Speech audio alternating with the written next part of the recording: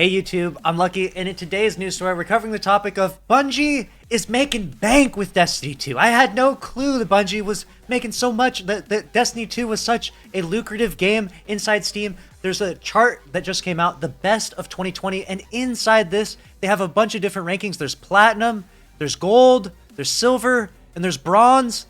And would you believe it or not, Destiny is actually in the top most lucrative games on Steam. Here's Destiny 2 here. I know this isn't in order, and in fact, there's actually no way of knowing which is the exact proper order here. We don't know which is the most lucrative game. I imagine maybe Grand Theft Auto. Dota 2, though, and Among Us is huge. Bungie devs are absolutely killing it in Destiny 2. I didn't realize they're riding around Seattle with a bunch of Lambos. Like, goddamn. So the question is, how much money has Bungie made in 2020? How much money has Destiny 2 grossed for 2020? And there's no way of totally knowing that, but one thing that I did find kind of interesting that I could look into was that a final fun fact, over 979,680 Guardians unlocked the Lament. And now if you're out there and you have access to the API, like whatever is Destiny Trials Support, if there's any way of getting a proper number of how many people have paid for Beyond Light, I would love to know that. I'd love to crunch the numbers, but from here we have basically 1 million Guardians unlock the Lament. And in order to get the Lament, as far as I know, you actually have to pay for the base game of Beyond Light, which was like $45 or $50. So that alone tells me that it's at least like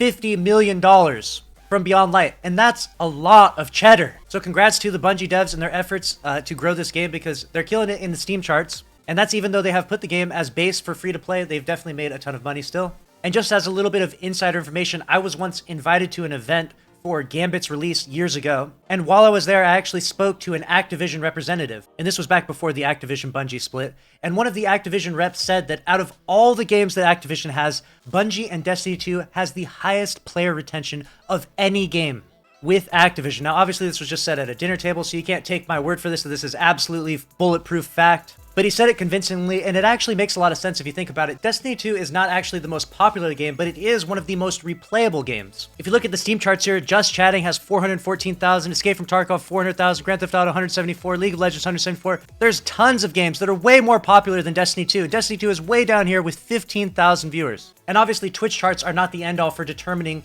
the success of a game, but it's definitely an indicator of its popularity, and Destiny 2 is nowhere near as popular as the other games, but it has one of the most loyal and most hardcore communities out there. And so you Guardians are spending money in Eververse, you Guardians are buying DLCs like Beyond Light, and you're buying season passes, and even though Destiny 2 is not mainstream or at that highest echelon of popularity, they're still doing absolutely great. So props to Bungie on having a successful 2020. Let me know your thoughts on this in the comment section below, and make sure to subscribe with notifications on if you want to stay up to date on all the news in Destiny 2 Beyond Light. I'll see you in the next video.